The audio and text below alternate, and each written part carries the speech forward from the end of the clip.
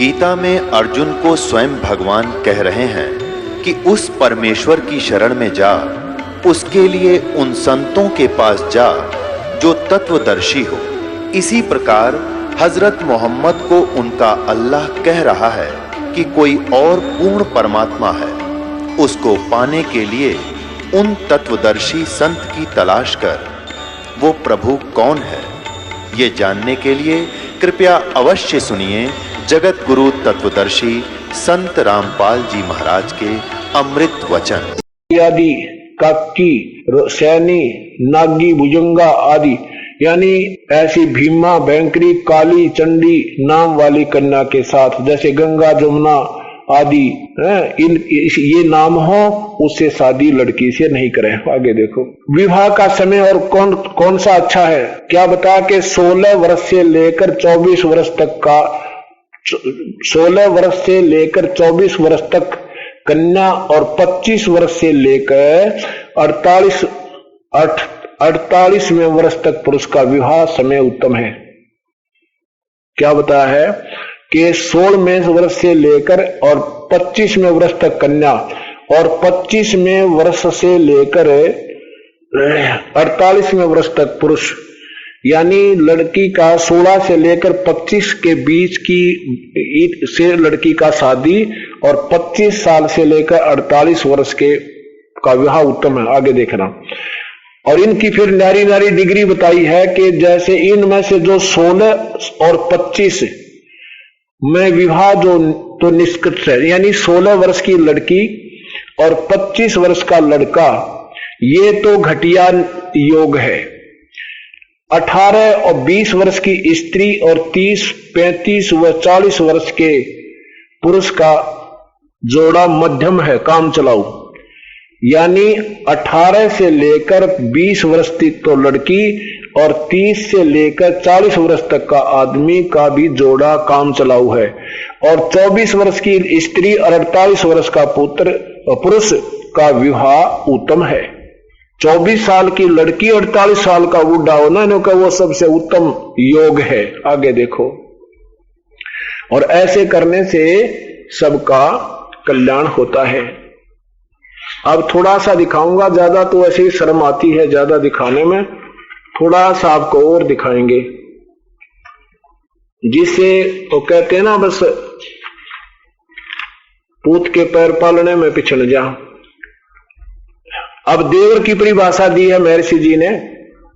देवर की, जिस विधवा का देवर अर्थात पति का छोटा भाई न हो तो नियोग किसके साथ करे? उत्तर देवर के साथ, परंतु देवर का शब्द जैसा तुम समझते हो वैसा नहीं। देखो, देवर उसको कहते हैं जो विधवा का दूसरा पति या छोटा भाई या बड़ा भाई अथवा अपने वर्ण का, अपने से उत्तम वर्ण वाले को जिससे नियोग करे, उसी का नाम देवर है। अब नियोग का क्या अर्थ रखा इन्होंने? नियोग का क्या अर्थ बताया है कि विधवा स्त्री शादी नहीं करे किसी दूसरे से, विधवा स्त्री का ब्याह नहीं करना चाहिए। अब मुझे शर्म आती है इस टॉपिक को आपको बताते समय। वो किसी और अन्य जिसकी पत्नी मर गई हो ना, उसके साथ नियोग करे। नियोग कैसा होता है, अब इसका वर्णन भी मैं आपको नहीं कर पाऊंगा, नहीं बताना चाहूंगा। ऐसा गंदा शब्द लिखा है इन्होंने, इसका वर्णन नहीं कर सकते। अब थोड़ा सा और दिखाता हूं, साधारण सा। और भी इसमें ऐसी अभद्र भाषा लिखी है कि जो आम समाज को बताया, पढ़कर भी नहीं सुनाया जा सकता, ऐसा इसने कर्म लिखा है। एक अन्य का ज्ञान नहीं था महापुरुष को। ये देखना, विवाहित स्त्री जो विवाहित पति धर्म के अर्थ प्रदेश गया हो तो 8 वर्ष, यहां लिखा है, और कीर्ति के लिए गया हो तो 6, धनादि कमाने के लिए बाहर गया है, दूर देश में प्रदेश गया है, धन कमाने के लिए रोजगार वश यदि बाहर गया है तो 3 वर्ष बाट देख कर नियोग कर ले, नियोग करके संतान उत्पत्ति कर ले, और जब विवाहित पति आवे तो उस नियुक्त पति ने छोड़ दे। अरे तेरा गजब भैया, हे भगवान। क्योंकि बाहर देश में अगर किसी विदेश में पति चला गया तो और किसी पति के साथ बच्चे पैदा कर ले और उस नाय पाछा उसने छोड़ दे और वो बच्चे फिर उस पति के होंगे, वो गोत्र होगा। अरे तेरा गजब हो, ये काम बिगाड़ रखा 3 साल। और फिर कहा कि किसी का लड़की होती हो, ये देखना, जिस स्त्री के केवल कन्या होती हो, 8वें संतान होकर मर जाए, 10वें जब हो तब कन्या पुत्र ना होए तो 11वें और 2 स्त्री अप्रिय बोलने वाली हो तो शब्द यानी तुरंत उसको छोड़कर दूसरी स्त्री से नियोग करके संतान उत्पत्ति कर ले। किसी की पत्नी लड़ाई लड़ूई करे उसने छोड़ दे, और जिसकी पत्नी का लड़की होती हो, लड़का ना हो, उसने भी छोड़ दे, और किसी के दोना दूसरी से पत्नी पुत्र पैदा कर ले। बता, इतनी अकल थी उसमें। अब यहां देखो, किसी की पत्नी अप्रिय बोलने वाली हो, वैसे ही जो पुरुष अत्यंत दुखदाई हो उसे तुरंत छोड़कर दूसरे से नियोग से संतान उत्पत्ति करके उसी विवाहित पति के दाएं भागी संतान उत्पत्ति कर ले। वह बता, हे भगवान, जो का किसी का पति लड़ाई झगड़ा करता हो ना, भाई दुख देता हो, दूसरे पति तो संतान करके रख उसकी छाती पे और उसे के दाएं भागी पैदा कर दे। अरे तेरा गजब होइयो, हे भगवान। ये देखो, ये दिल लिख रखे हमारे समाज सुधार के नियम महापुरुष ने, संतान उत्पत्ति करके उसी विवाहित पति के दाएं भागी संतान कर ले वह, और इत्यादि प्रमाण कर और युक्तियों से स्वयंवर विवाह और नियोग से अपने अपने कुल की उन्नति कर ले।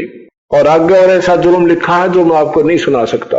अब कहने का भाव ये है दास का कि जब तक हमें ये पता नहीं लगेगा, या ऊपर तो मोर में ऋषि की है, अंदर ऊपर तो मोर अमेरिका की और माल अफ्रीका का, तो यही दिखाना चाहूं था कि इसने खोल कर देखेंगे तभी इससे मन हटेगा, फिर यू आपको ऐसा गंदा शास्त्र लगेगा, ये भगवान, ये तो किसी और का भी दृष्टि ना पड़ जाना चाहिए तो काम कति बिगाड़ देगा। जिस घर में लड़ाई ना होगी उसमें शुरू हो जाए इसके ऊपर जरा सा भी आचरण। शुक्राज तो किसी समझ को नहीं आया, मैं ऋषि का लिखा हुआ था, जो रखते थे ना बेचनिया ने भी ना बेरा था, इसमें लिख के रखा है। ये तो ई पोल पार्टी की।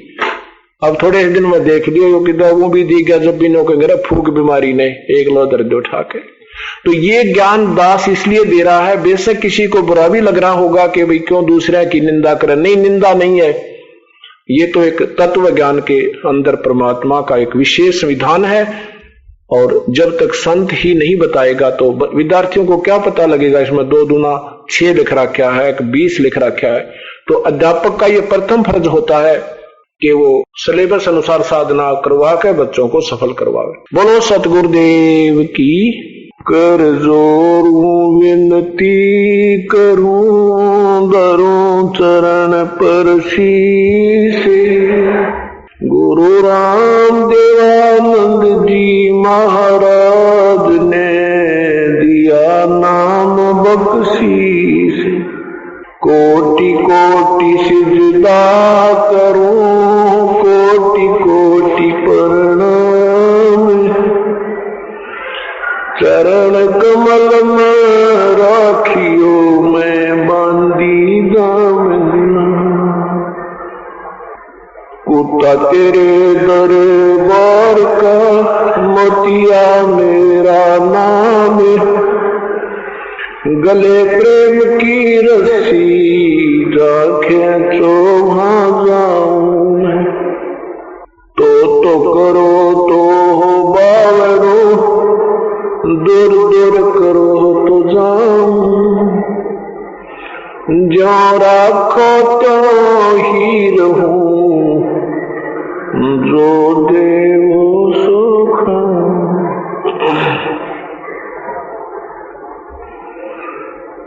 अब गुण किए तो बहुत किए, करत न मानी हारे,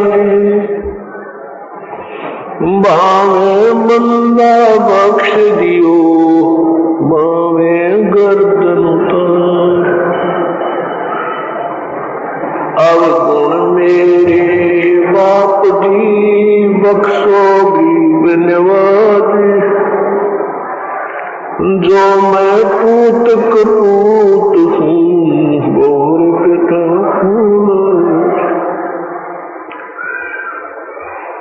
जय इब के सतगुरु मिले सब दुख आँखों रो चरणों ऊपर शीस धरूं कहूँ जो कहनी हो सतगुरु आप न भूलियो चाहे लाख लोग मिल जाएं हमसे तुमको बहुत है तुमसे हमको नहीं फिर तुम्हारे विसारी क्या बने किसकी शरण में जाऊं शिव विरथ मुनि नारदा इनके हृदय न समान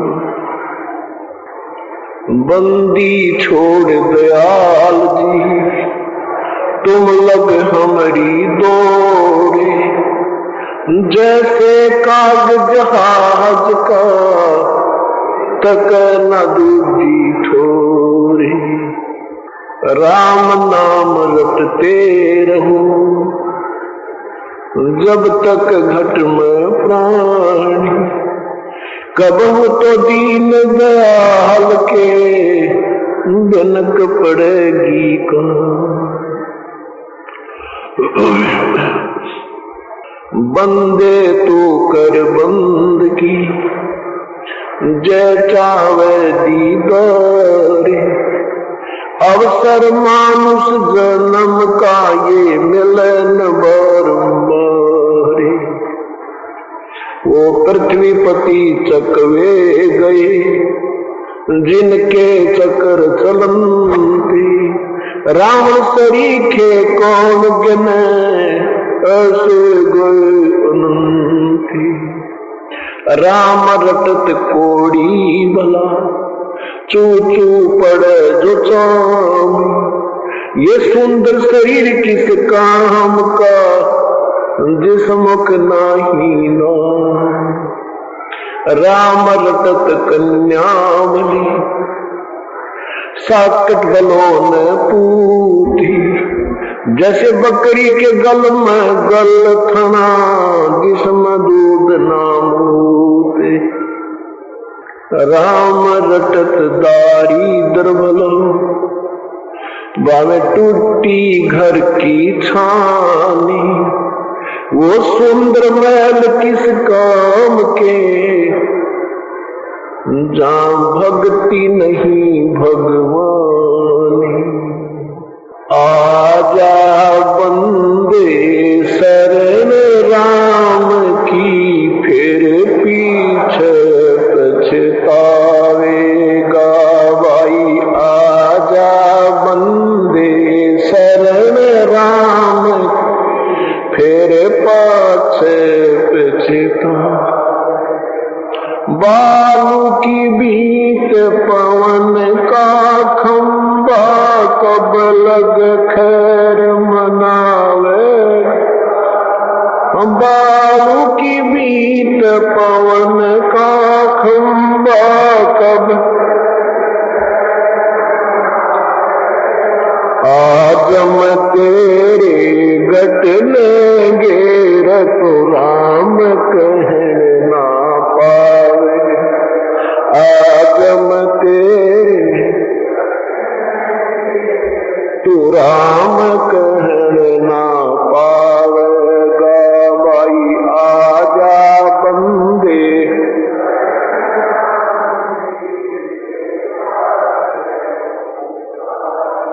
भाई आजा बंदे शरण राम की फिर काल बली तेरे सिर पर बैठा बुझा पकड़ ले जावेगा काल बली तेरे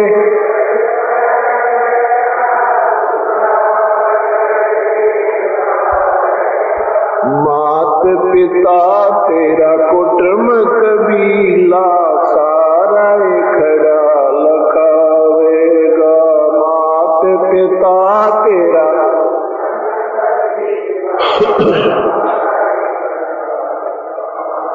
गावाई आजा बंदे शरण राम की, फिर गावाई आजा बंदे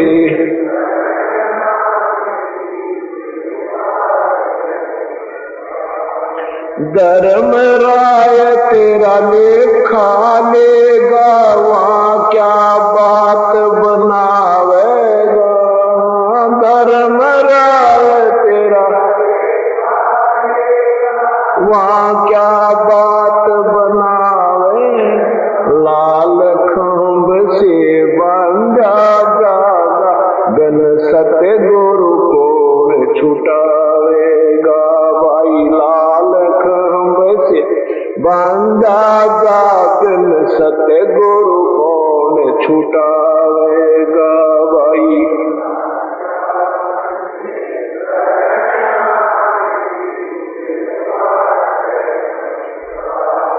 गावाई आजा बंदे शरण राम की, दिया लिया तेरे संग चलेगा, ये दराज क्या रह जावेगा। दिया लिया तेरे संग चलेगा, दराज क्या रह जा। कहे कबीर सुनो भाई साधु, करनी के फल पावेगा। कहे कबीर सुनो भाई साधु, करनी के फल पावेगा। भाई आजा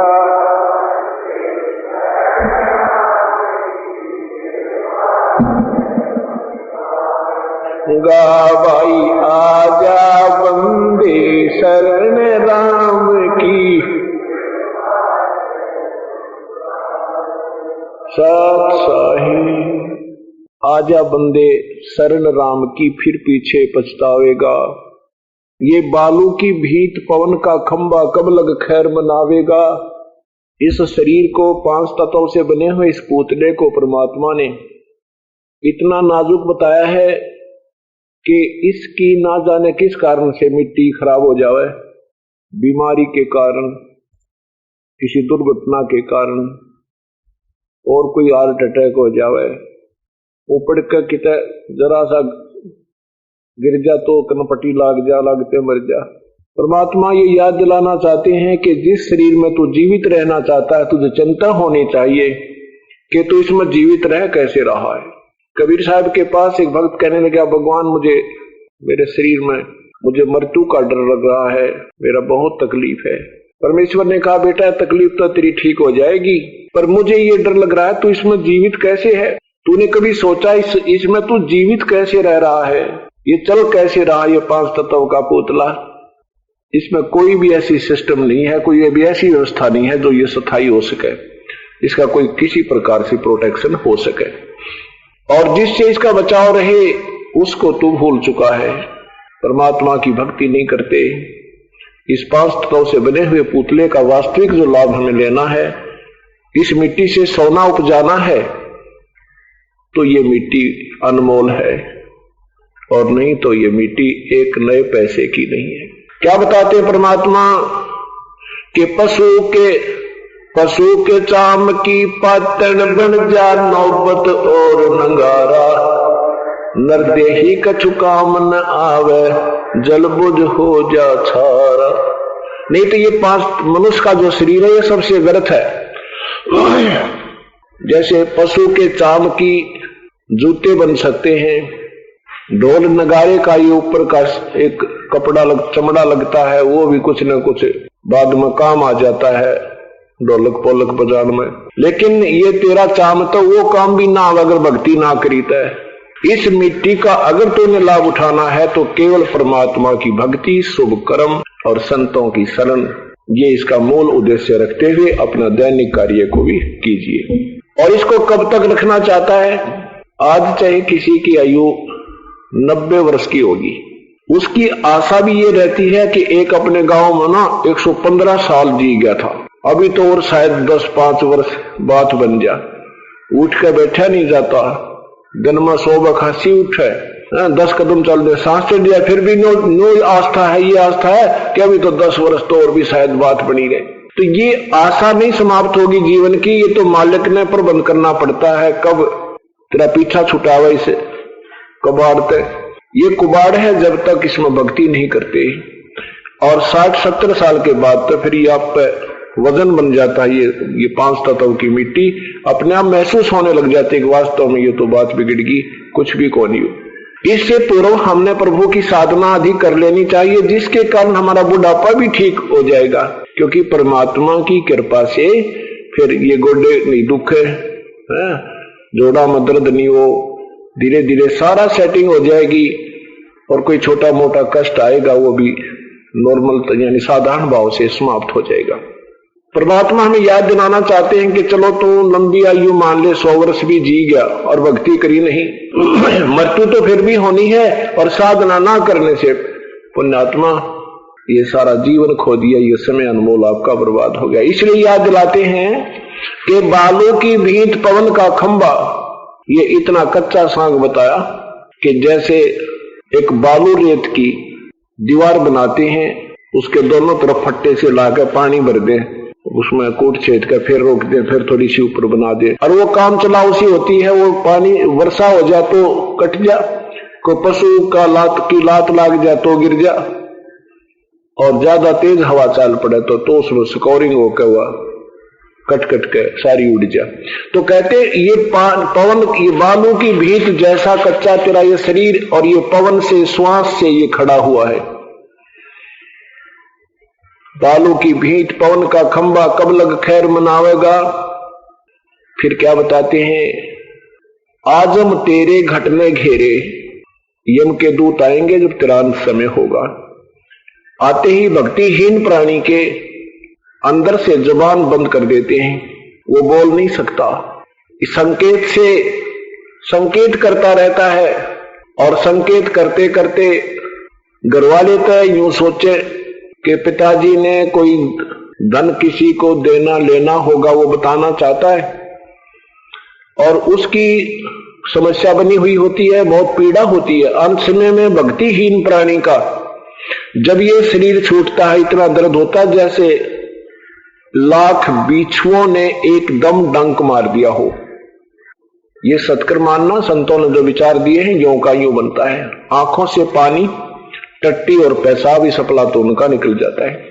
और जिन्होंने परमात्मा की भक्ति कर रखी होती है, विधिवत साधना कर रखी है, दान पुण्य आदि किए हुए हैं, उनका ये शरीर सेकंडों में निकल जाता है, उसको ये पीड़ा नहीं होती।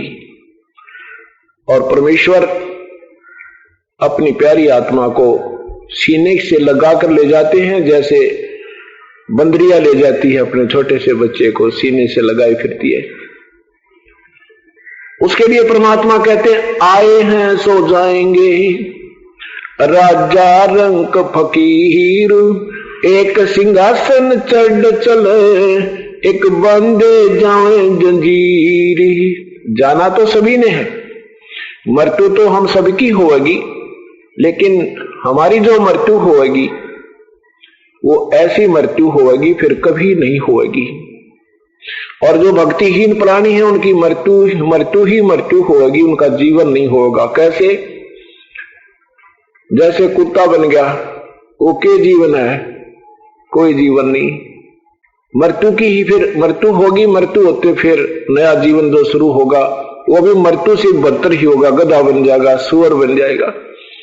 हम इस परमात्मा की सतभक्ति से, इस क्रिया से, इस करनी से हमारा या तो मानव शरीर ही होगा, और नहीं तो हम सतलोक चले जाएंगे। ये नहीं कि सदा ऐसा ही होता रहेगा, क्योंकि शाम जो ये लगातार सत्संग सुनना पड़ता है आपको, क्योंकि ये महीने में आपने 2, 3, 4 ये लेक्चर, ये परमात्मा के प्रवचन सुनने को मिलते रहे, लगातार 1-2 वर्ष आप सुनते रहोगे, साथ में ये 7 धार्मिक पुस्तकें जो लिखी हुई इनको पढ़ते रहोगे, फिर आपका कोर्स पूरा हो जाएगा। और ये जो सत्संग अब चल रहा है ये फिर आपके बहुत ही आसानी से समझ में आने लग जाएगा, क्योंकि एक समय 2 घंटे होते हैं, उसमें ज्यादा से ज्यादा ये अपना जो सिलेबस होता है ये कवर करने की चेष्टा ये दास करता है। उसमें दोनों तरह के सत्संग किए जाते हैं। एक तो प्राथमिक जो पहली बार सत्संग में आती है पुण्यात्मा, उनके लिए ये ए फॉर एप्पल ये पढ़ाई जाती है। और फिर उनके लिए जो पुराने भक्त हो गए हैं जिनको ये भी उनके लिए ये भी साथ काम करती हैं और साथ में उनको वो कोड वर्डों के माध्यम से भी सत्संग सुनाया जाता है। वो फिर शीघ्र पकड़ जाते हैं कि अब सतगुरु जी क्या कहना चाह रहे हैं, कहां बोल रहे हैं। और प्रथम दूसरी तीसरी बार कोई सुनता है तो उसके मन में ये प्रवचन जो किए जा रहे हैं उनको शंकाएं उत्पन्न होने लग जाती हैं। अब जैसे चल रहा है कि हमारा जो जन्म होगा वो मनुष्य का ही होगा, अन्य प्राणी का नहीं होगा। एक तो सबसे बड़ा बेनिफिट इस परम पिता की इस 3 मंत्र के जाप की और साथ में ये प्राथमिक मंत्र आपको दिया जाते हैं, इनसे ये सबसे बड़ा बेनिफिट यानी एक न्यारा लाभ है। लेकिन ये ज्ञान भी आपने मद्देनजर रखना पड़ेगा कि इस जन्म को आगे ना होने दिया जाए तो हमारे लिए बहुत ज्यादा लाभदायक होगा। और अन्य साधनाएं जो लोग भक्तजन कर रहे हैं, संतजन करा रहे हैं, उनसे तो वो बेनिफिट कोई भी नहीं है, क्योंकि वो सारी शास्त्र विरुद्ध साधनाएं हैं। उनसे ना उनका कोई गति हो, ना सुख हो, ना उनका कोई लाभ हो। इससे आपका मुक्ति नहीं होगी तो इतना लाभ होगा आपको वर्णन नहीं हो सकता। आप पृथ्वीपति भी बन सकते हो। नेक्स्ट जीवन आपका जिसने इस जीवन में और 10-5 वर्ष ये सतगुरु की साधना जो दास बता रहा है कर ली, आपका मानुष जीवन में तो धोखा नहीं और लगातार कहीं भी हो सकते हैं। आप स्वर्ग में भी जा सकते हो, आप महास्वर्ग भी जा सकते हो, आप विष्णु जी के लोक भी जा सकते हो, वहां भी हजारों युगों तक रह सकते हो और फिर वापस यहां पर आओगे आप पृथ्वीपति भी बन सकते हो, सारी पृथ्वी के शासक भी बन सकते हो। यह इतनी कमाई हो जाएगी। लेकिन ये कमाई हमने इस कमाई का हमने यहां पर ऋण उतारना था, उसको वो ना उतार के हम फिर इसकी मलाई खाना प्रारंभ कर देंगे। और जिस भी पवित्र धर्म में हमारा पुनर्जन्म होगा, वो जो साधना हम कर रहे होंगे परंपरागत, वो सोच रहे होंगे कि साधना जो हम करें शायद इससे आज मैं चीफ मिनिस्टर बन गया हूं, इससे शायद मैं मंत्री बन गया हूं, इससे शायद मैं प्रधानमंत्री बन गया हूं। नहीं, उस समय हमारा आध्यात्मिक ज्ञान 0 होता है, मान शून्य होता है, क्योंकि वो तो पिछली मलाई हम खा रहे होते और वो जीवन उसका बहुत अच्छा निकल जाता है और वो उसी साधना को करते करते मृत्यु को प्राप्त हो जाता है। और फिर नेक्स्ट जीवन उसका 84 लाख योनियों में चला जाता है, क्योंकि ये पुण्य कमाई जो हमारी है 1, 2, 4, 10, 5 वर्ष में जन्म में समाप्त हो जाएगी। और उस दौरान फिर परमात्मा ने मेहर नहीं बख्शी, कोई संत नहीं भेजा, तो फिर 84 लाख योनियों में ये प्राणी चले जाएंगे। इसलिए हमने अब ये ज्ञान हो गया, अब इस समय को, इस जीवन को आगे नहीं बढ़ाने देना। मान लीजिए आप नेक्स्ट जीवन में और प्रधानमंत्री भी बन गए, ठीक है।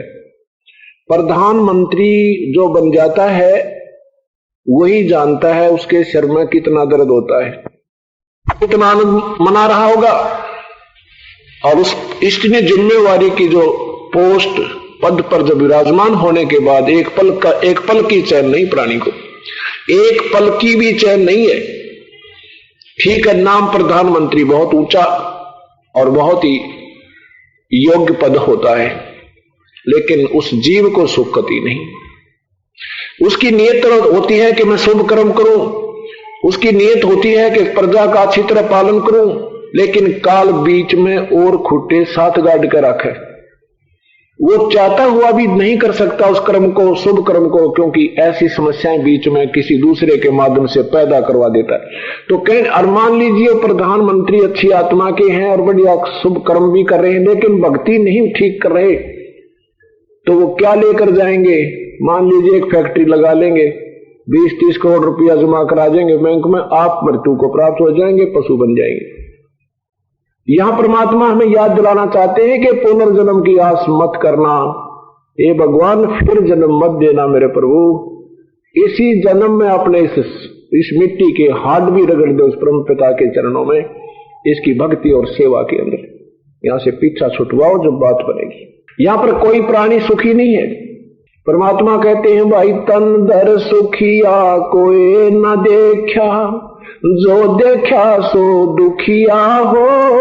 उदय अस्त की बात करते हैं, मन सबका किया विवेका हो। सबका तंदर सुखिया कोई न देखा, जो देखा सो दुखिया हो। उदय अस्त की बात करते हैं, मन सबका किया विवेका हो। सबका भाई घाटे बाधे सब जग दुखिया के दृष्टि बैरागी हो। घाटे बाधे सब जग दुखिया के दृष्टि बैरागी। सुख देव ने दुख के डर में गर्भ में माया त्यागी हो। गर्भ में माया त्यागी हो। तंदर सुखिया कोई न देखा, उदय अस्त की बात करते हैं, मन सबका किया विवेका हो। सबका भाई जंगम दुखिया योगी दुखिया, तपस्वी को दुख दूना हो। जंगम दुखिया योगी दुखिया, तपस्वी को दुख दूना हो। आशा कृष्णा सब में व्याप्त, कोई मैल ना सुना हो। कोई मैल ना सुना हो। तंदर सुखिया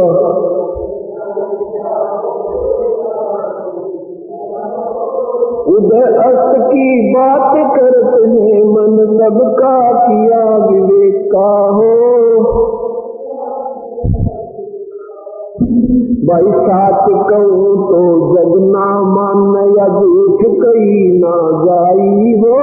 साच कहूँ तो जग ना मान, झूठ कही ना जाई हो। ब्रह्मा विष्णु शिव जी दुखिया, जिन ये रहा चलाई हो। जिन ये तंदर सुखिया कोई न देखा, जो देखा तो। उदय अस्त की बात करते हैं, मन सबका किया विवेका हो। सबका भाई सुरपति दुखिया भूपति दुखिया, रंक दुखी बपरीती हो। सुरपति दुखिया भूपति दुखिया, ये रंक दुखी बपर। कहे कबीर और सब दुखिया, संत सुखी मन जीती हो। संत सुखी मन जीती हो। तंदर सुखिया कोई न देखा, उदय अस्त की बात करती है, मन सबका किया विवेका हो। सुरपति दुखिया भूपति दुखिया, ये रंक दुखी बपरीती हो। सुरपति दुखिया भूपति दुखिया, रंक दुखी बपरीती हो। कहे कबीर और सब दुखिया, एक संत सुखी मन जीती हो। संत सुखी मन जीती हो। तंदर सुखिया कोई न देखा, उदय अस्त की बात करते हैं, मन सबका किया विवेका हो। सबका परमपिता परमात्मा पूर्ण ब्रह्म कबीर परमेश्वर हमें ये याद दिलाते हैं कि इस पृथ्वी पर कोई भी प्राणी, इस 21 ब्रह्मांड में कोई भी प्राणी सुखी नहीं है। इस 5 तत्वों से बनी हुई काया के अंदर जो प्राणी है, इस तन में हमने कोई भी यहां सुखी नजर नहीं आया। ज्यादा से ज्यादा बताना चाहते हैं कि सच कहूं तो जग नहीं माने और झूठ कही ना जाई हो, ये ब्रह्मा विष्णु शिव जी दुखिया जिन ये राह चलाई हो। इस तीन लोक के प्रभु सतीथी, उत्पत्ति सतीथी और संहार करने वाले, ये स्वयं भी महाकष्ट में है। भगवान विष्णु जी को श्राप लगा नारद जी से, श्री रामचंद्र जी रूप में आए। श्री रामचंद्र जी रूप में उन्होंने कोई सुख नहीं, कोई भी सुख जीवन में नहीं प्राप्त हुआ। जवान हुए, शादी हुई, वनवास हुआ, वनवास में पत्नी का अपहरण हुआ।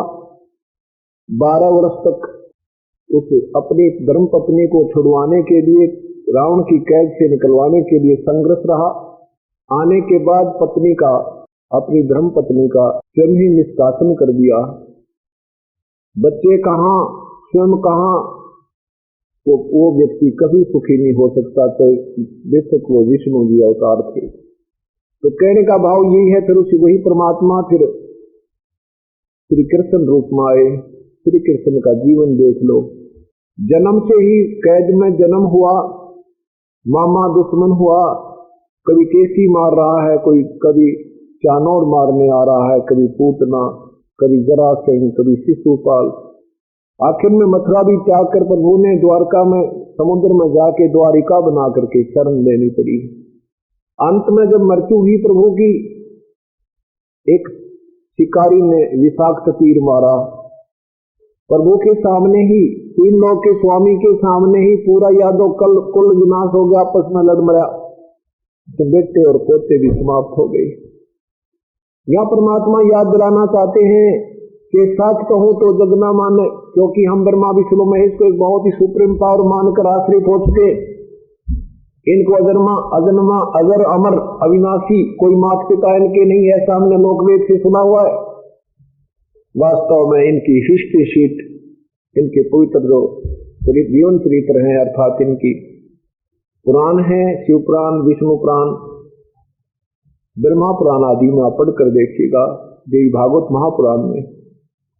ये तो नासवान स्वयं स्वीकार करते हैं, हम नासवान हैं, हमारा जन्म मृत्यु होता है। इनके माता पिताजी का प्रत्यक्ष प्रमाण मिलता है। दुर्गा ब्रह्मा विष्णु महेश की माता है, और ज्योति निरंजन शिव, महाशिव, ये काल, ये ब्रह्म, ये इनके पूज्य पिताजी हैं। ये काल कौन है? ये ब्रह्म कौन है? ये काल है 1 लाख मानव शरीरधारी प्राणियों का नियत आहार करने का, इसको साथ लगा हुआ है। अब ये ज्ञान हमने सुना नहीं तो एक बार ऐसा लगता है जैसे दंत कथाएं हो, नहीं, ये बिल्कुल सच कथाएं हैं और ये हमारे शास्त्रों में प्रमाण है। इनमें से 70% तो हमारे पुराणों में प्रमाण है, और फिर ऊपर की जो 30% नहीं है वो कथा, वो परमात्मा ने स्वयं आकर के हमें बताया है। ये सारा मिलकर के सूक्ष्म वेद, सवसम वेद अर्थात 5वें वेद में ये सारा ज्ञान जो का तो लिखा हुआ है, और सब समशंकाओं का उसमें समाधान हो जाता है, सब निर्णायक ज्ञान उसमें उपलब्ध है, प्राप्त होता है। तो क्या बताना चाहा है कि सच कहूं तो जग ना माने, क्योंकि आज से 550 वर्ष पहले जो परमात्मा यही ज्ञान दिया करते, जो दास आधुनिक के अमृत बरसाया हुआ अपने आपको उनकी प्यारी आत्माओं तक पहुंचा रहा है। आज से अगर 20-50 वर्ष पहले भी आज ये दास बताने लग जाता तो कोई भी इस बात को ऊपर नहीं आने देता। सब यही कहते झूठ बोलता है, कहीं नहीं लिखा, किसी वेद में, किसी पुराण में नहीं लिखा ब्रह्मा विष्णु महेश के माता पिता।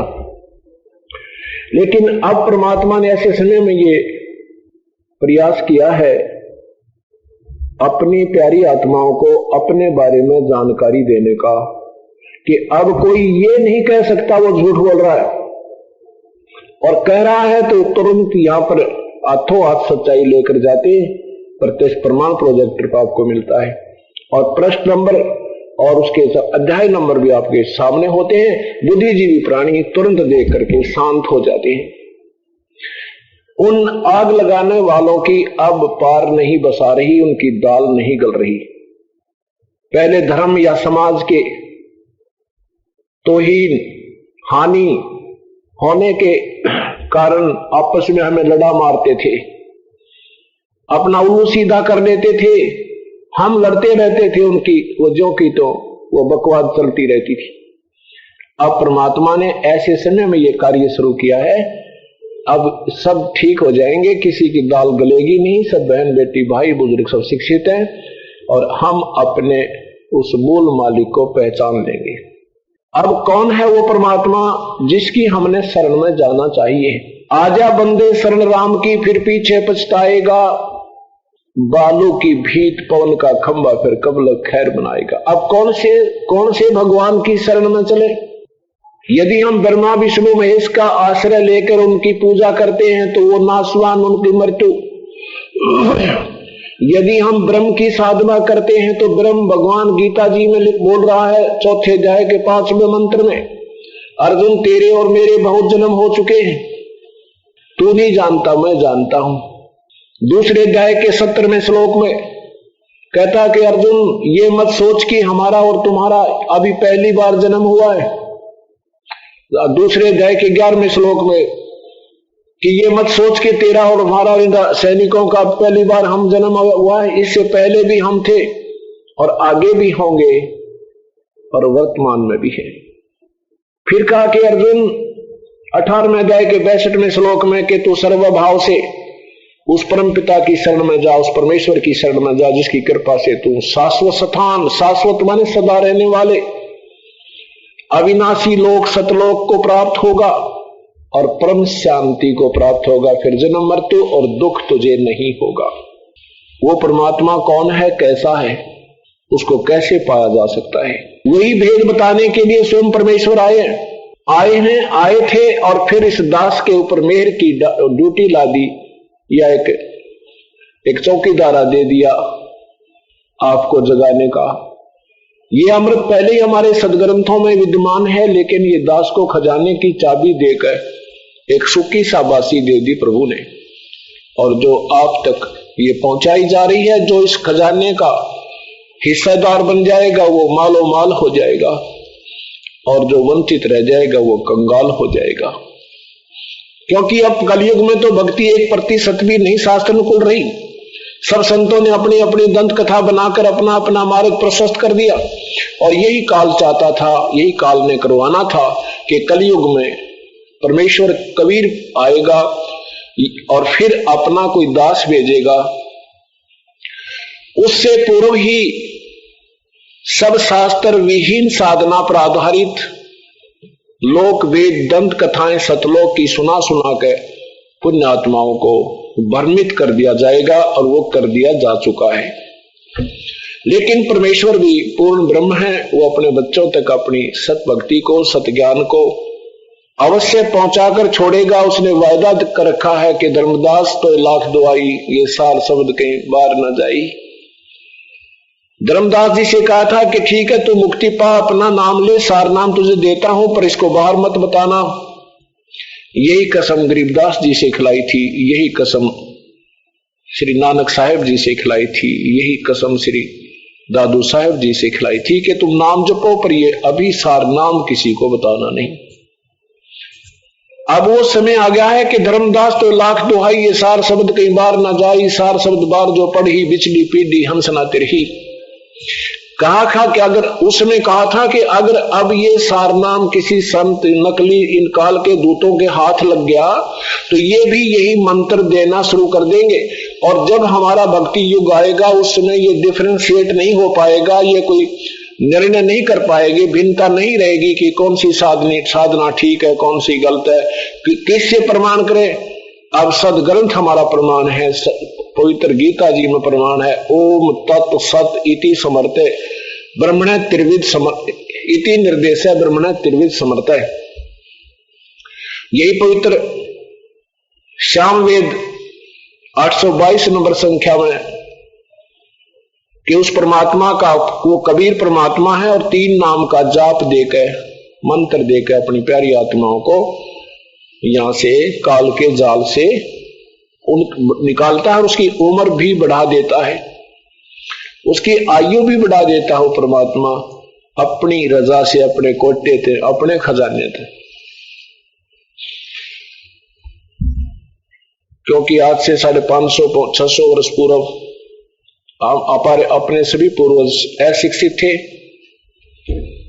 और ये चतुर लोगों ने शिक्षा संस्कृत का एक भाषा विशेष का ज्ञान होने से अपने आप को विद्वानों की पदवी प्राप्त कर ली थी।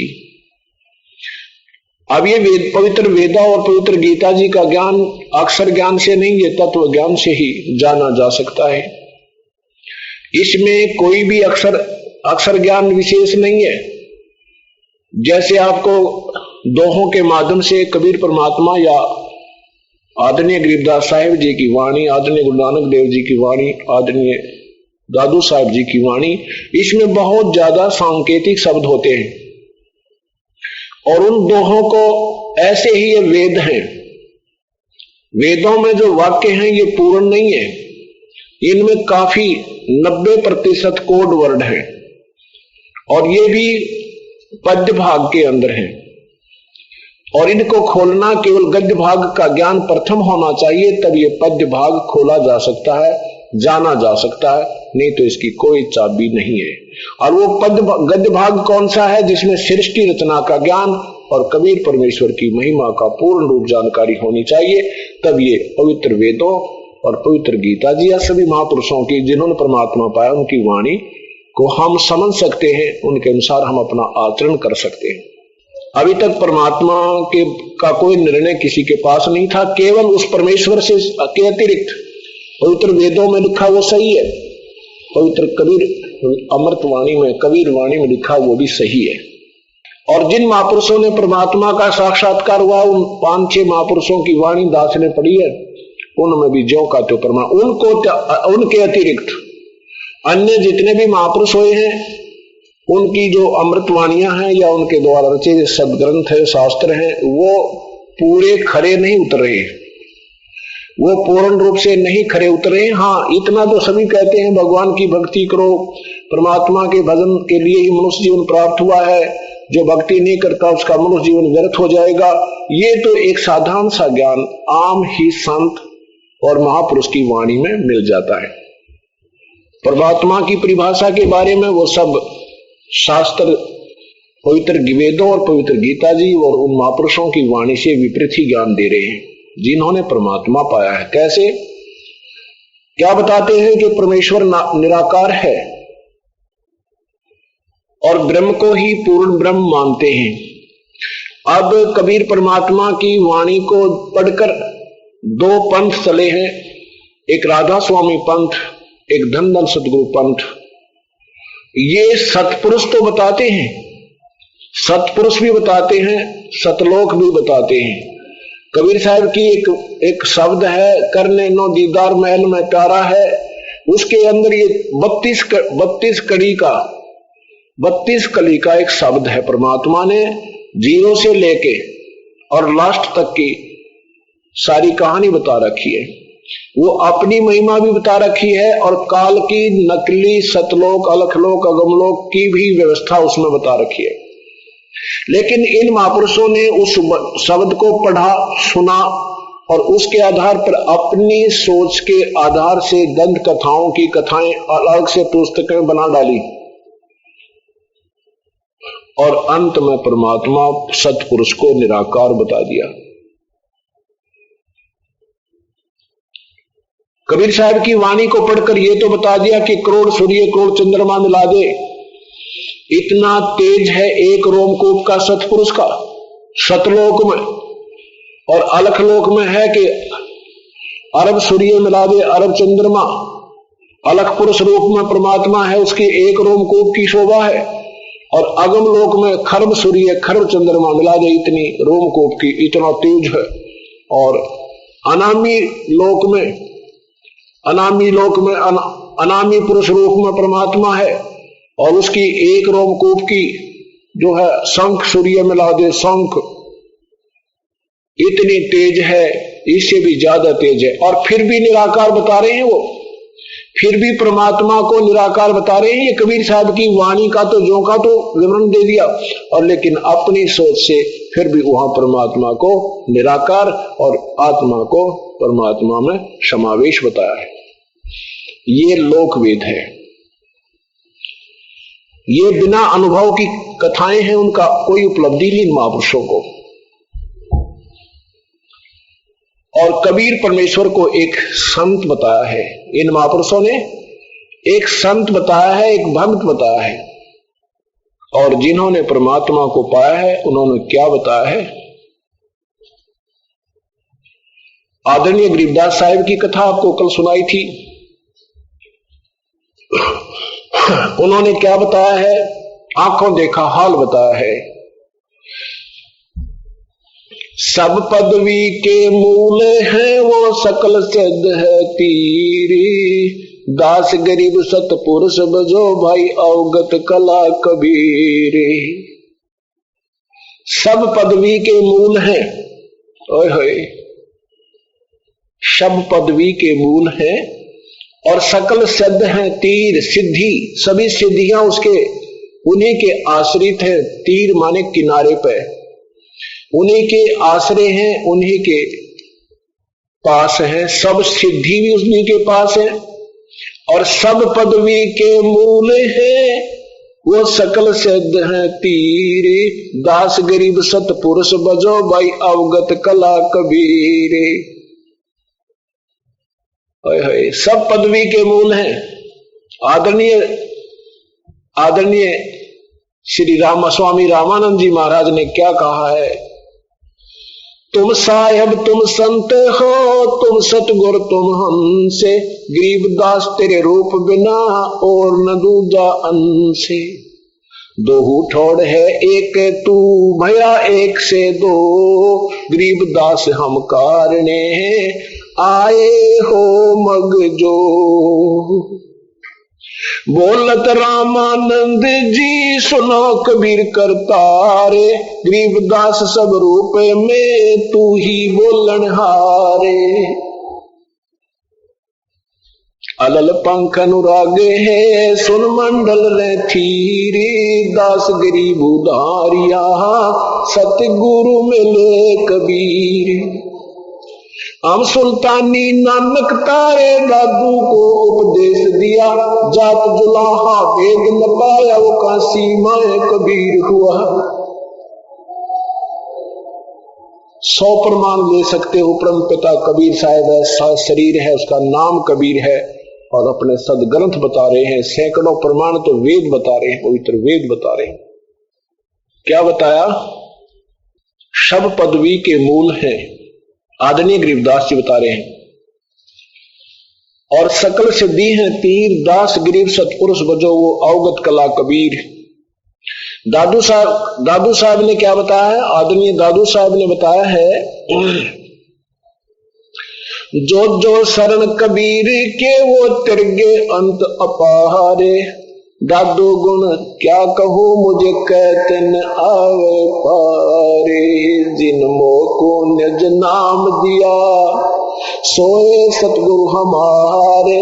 दादू दूसरा कोई नहीं वो कबीर सिरजनहारे। आदरणीय मुल्कदास साहिब ने क्या कहा?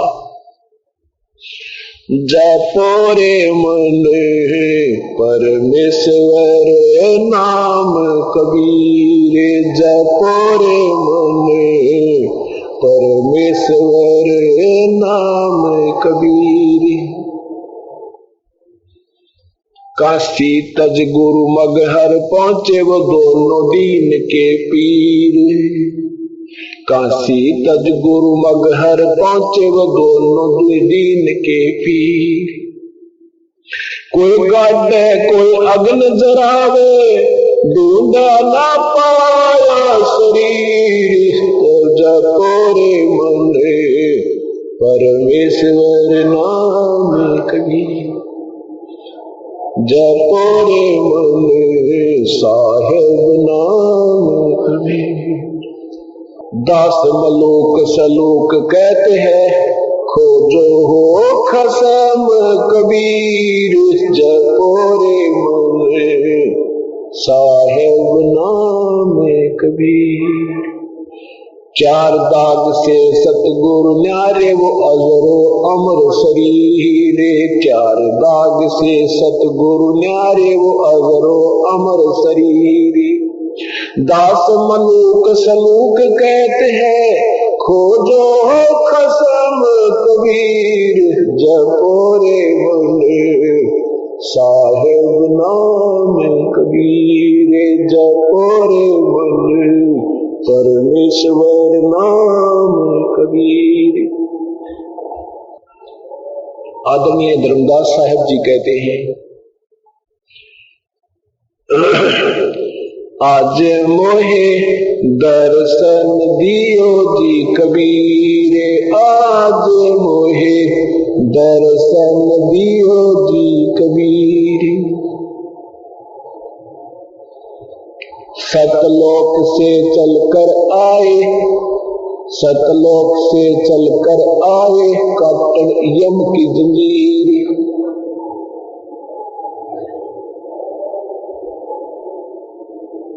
आज मोहे दर्शन दियो जी कबीर। आज मोहे दियो जी कबीर। आज मोहे सतलोक से चल कर आए।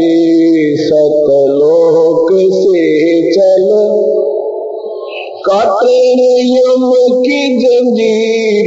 आज मुझे दर्शन दियो जी कबीर। आज मुझे अमृत भोजन मारे सतगुरु जी में। अमृत भोजन मारे सतगुरु शब्द दूध की खीर। आज मुझे दर्शन दियो जी कबीर। आज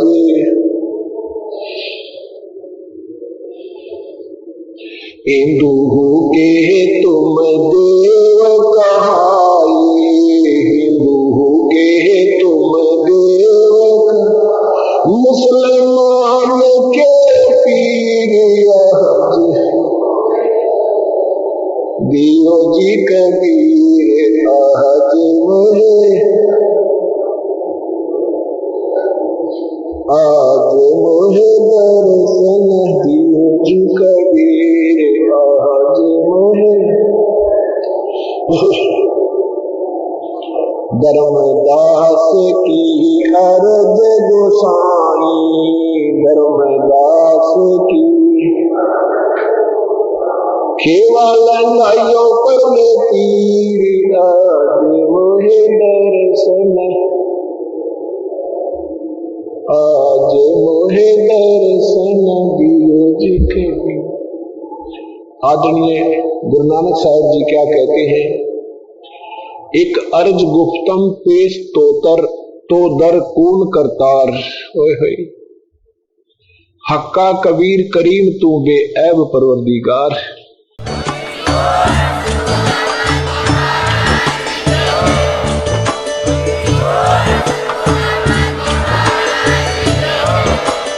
आप सुन रहे थे जगत गुरु तत्वदर्शी संत रामपाल जी महाराज जी के मंगल प्रवचन। अधिक जानकारी के लिए विजिट कीजिए हमारी वेबसाइट www.jagatgururampalji.org। संत रामपाल जी महाराज जी के शुभ आशीर्वाद से पूरे विश्व भर में 500 से भी ज्यादा नाम दीक्षा केंद्र हैं, जिन पर संत रामपाल जी महाराज जी द्वारा ऑनलाइन निःशुल्क नाम दीक्षा दी जा रही है। अपने नजदीकी नाम दीक्षा केंद्र का पता करने के लिए संपर्क करें 8222880541।